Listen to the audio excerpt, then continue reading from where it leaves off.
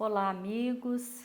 Estamos felizes hoje porque recebemos a escritora, espírita, palestrante Sueli Caldas Schubert. Ela está conosco e vai nos falar sobre assuntos muito importantes para nós. Olá, Sueli, é uma alegria muito grande ter você aqui conosco hoje. Nós também estamos muito felizes com essa oportunidade e cumprimentando a todos que possam estar nos assistindo. A alegria é toda nossa também. A divulgação da doutrina é sempre uma felicidade muito grande quando nós podemos realizar. Sueli, quando ocorrem grandes tragédias coletivas, a exemplo da tragédia de Brumadinho, é comum as pessoas perguntarem por que acontece esse tipo de coisa? Qual é a finalidade desses acidentes que causam tanto sofrimento e provocam um número tão grande de pessoas?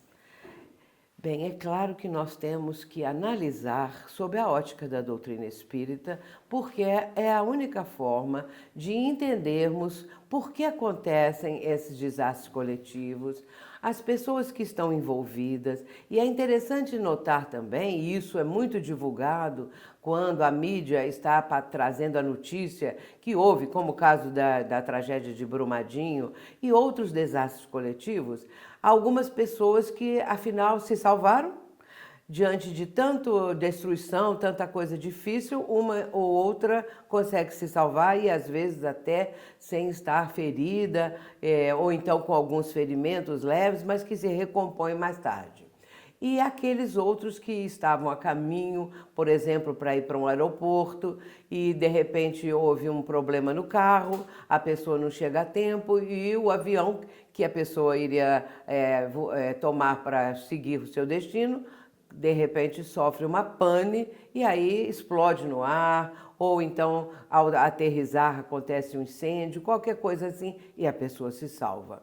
Aí vem as perguntas, o porquê daqueles que realmente desencarnaram e esses outros que conseguiram se salvar. O Espiritismo tem uma explicação muito clara para tudo isso. E também porque nós vamos olhar, a primeira parte dessa pergunta é porque acontecem desastres coletivos. Nós sabemos que alguns deles, no caso de Brumadinho, são imprudência dos seres humanos. São falta de, por exemplo, faltando providências que pudessem arrefecer a situação ou até mesmo impedir que acontecesse. Entretanto, aquelas tragédias naturais, elas são e estão no Livro dos Espíritos, na terceira parte, quando Allan Kardec vai abordar a lei da destruição, a lei de conservação e a lei de destruição, e que muitas vezes são chamados de flagelos naturais, mas que, na verdade, é a necessidade disso para uma recomposição daquela região, por uma situação espiritual qualquer envolvendo a região e aqueles que são os moradores naquela parte do planeta, e por fim é porque existe uma correlação entre as criaturas e aquelas outras que fazem parte da natureza. E se ali estão é porque existem compromissos do passado e, de repente, as pessoas, mas todas desencarnaram ou morreram ou ficaram feridas, qualquer coisa assim. E Kardec coloca uma explicação muito interessante, que quando a pessoa chegou a hora dela, não adianta, ela vai desencarnar ali, porque aquele era o momento. E aí Kardec coloca, tanto faz que a morte seja de um jeito ou de outro, mas a necessidade era aquela. Entretanto, nós vemos também, essa outra parte da pergunta, é que estes que desencarnaram de uma forma, às vezes, porque existe muita diferença entre o mesmo desastre e o processo desencarnatório de cada um. Aí nós vamos lembrar que André Luiz vai explicar isso num dos seus livros, quando está ali retratada uma tragédia que houve com um avião. E esse avião bateu numa montanha e caiu e as pessoas desencarnaram. Eram 14 pessoas. E é muito curioso que André Luiz, quando soube que ia um grupo de Nosso Lar para resgatar aqueles espíritos que estavam presos nos despojos, André Luiz quis ir também. Ele logo se prontificou a ir, mas o instrutor espiritual disse para ele que ele não estava preparado. E ele tem uma frase lapidar, quando ele diz assim: o desastre é o mesmo para todos, mas a morte é diferente para cada um. E isso é verdade porque é de acordo com mérito, com necessidade, com tudo aquilo que a pessoa já vivenciou, e aí a diferença está nesse ponto. Foi muito importante a sua colocação, porque nos remete a um questionamento muito comum, né? Sofremos na hora de morrer, né? Quando morremos, essa questão é muito recorrente. Então, exatamente o que você colocou, né? Cada um tem um tipo de desencarnação, Sim, né? é verdade. Além de um tipo de morte, né? Porque no caso, só para complementar, no caso desse grupo que iria ajudar o desligamento dos espíritos dos despojos físicos, o que acontece? Eram só alguns dos 14, alguns iam ser desligados naquele momento.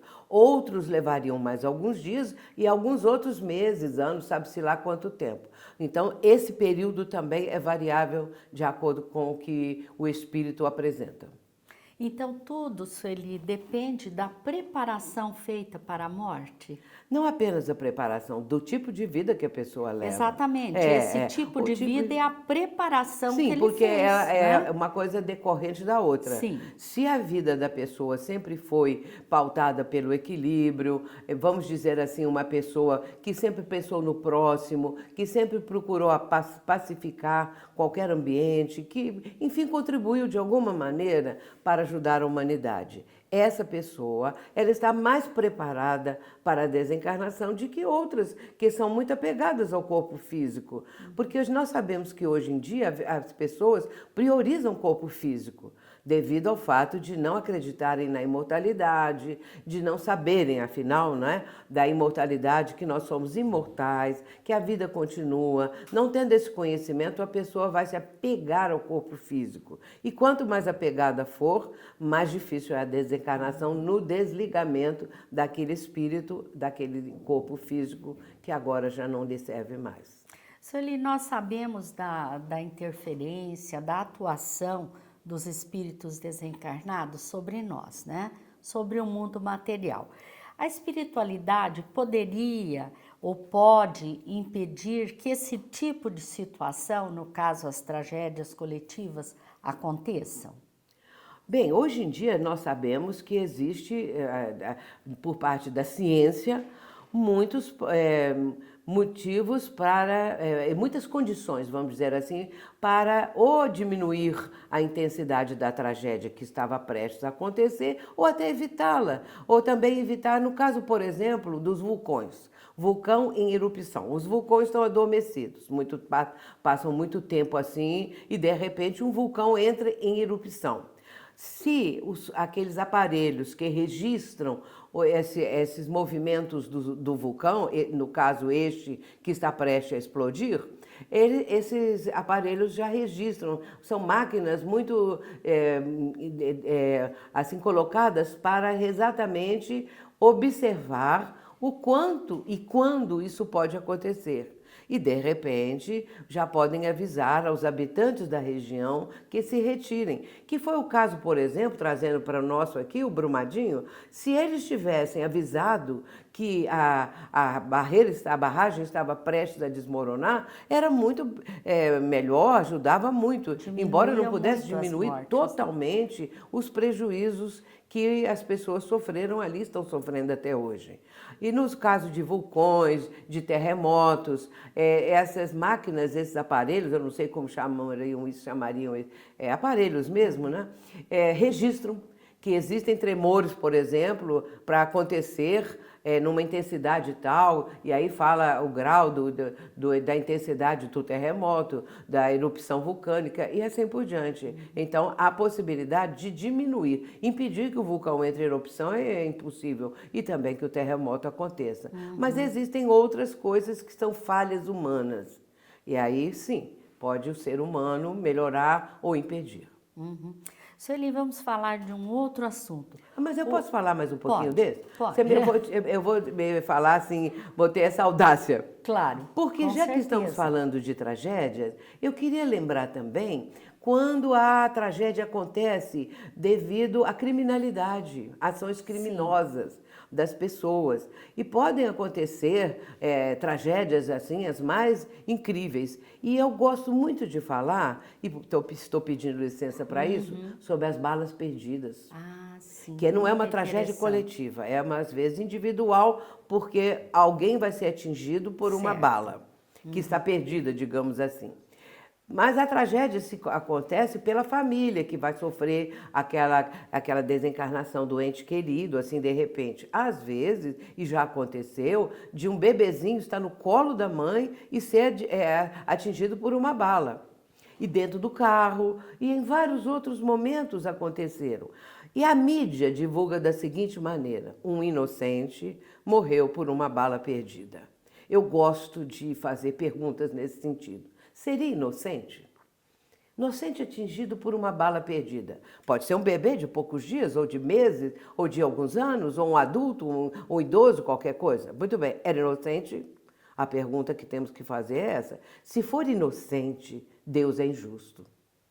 Aquele espírito de um bebê de poucos dias, ou poucos meses, ou pouca idade, é um espírito antigo. E esse espírito antigo traz uma bagagem. Portanto, não é tão inocente assim.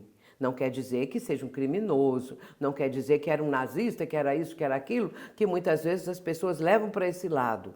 Às vezes é um complemento para um processo reencarnatório de outras vidas, da vida anterior. Pode ser também que o espírito pediu para passar por aquilo para ter um salto de qualidade, para melhorar sua própria condição. Nós temos que ter cuidado em rotular, não podemos rotular. Ah, era por isso, era por aquilo, porque cada caso é um caso. E uma prova para a família Uma também, prova, né, pode Sueli? ser Esse prova, espírito é uma prova para a aceitou. família, é um exemplo, às vezes, que esse espírito pediu, e para ele dar um exemplo quando já é adulto, um exemplo de vida, de qualquer coisa assim.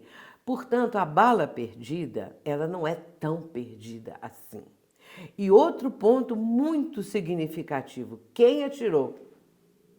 Quem atirou tornou-se um assassino, mas aí a gente pode dizer que sim, porque quem mandou a pessoa ficar tirando a esmo e atingir alguém que é caracterizado como uma pessoa inocente? Aí essa criatura, ela tem a responsabilidade de ter dado aquele tiro. E aí a gente tem que ter cuidado também quanto a isso. Mas é uma pessoa que passou a ter um compromisso, que passou a ter um grau de responsabilidade muito grande. Porque ninguém tem que ficar atirando para tudo quanto é lado, sabendo que as balas podem atingir os inocentes.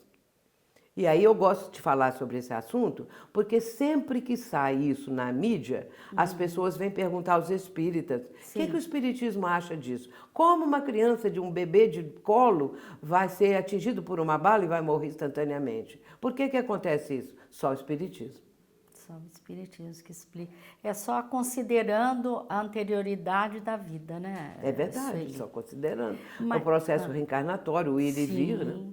Exatamente. Mas o assunto que eu vou te propor é mais ou menos nessa linha, sabe? De Sim. provas, Não, todos né? os assuntos são bons, eu só quis dar um complemento. Não, mas foi ótimo É. você falar sobre isso. O que significam as doenças na visão espírita? Sim, uma doença é a cura do espírito. Por que tem uma doença? Porque o espírito tem algum comprometimento, alguma coisa. Existem doenças e doentes. Aí a gente tem que fazer essa distinção, não é? Então, uma pessoa já traz do passado um tipo de compromisso, uma distonia no campo vibratório, no campo espiritual. E quando essa pessoa, esse espírito, reencarna, é claro que aquele comprometimento do passado e que está, por exemplo, registrado na consciência desse que está reencarnando, É o que acontece? Se existe essa distonia vibratória no campo do espírito que vai retornar, claro que esta distonia ela está impressa no perispírito, registrada no perispírito. E o corpo em formação, aquele momento em que o feto começa a se formar, desde o momento da concepção, o espírito vai ser ligado ali. Isso só a doutrina espírita pode explicar de uma forma razoável, de uma forma que o bom senso aceite isso, porque o nosso raciocínio precisa compreender. E nesse caso, essa enfermidade, essa dificuldade vibratória que está registrada no perispírito passa para o campo físico, que pode ser registrado mais adiante assim que a criança nasce, logo de imediato ou anos depois. E ali está aquela dificuldade que precisa ser resolvida.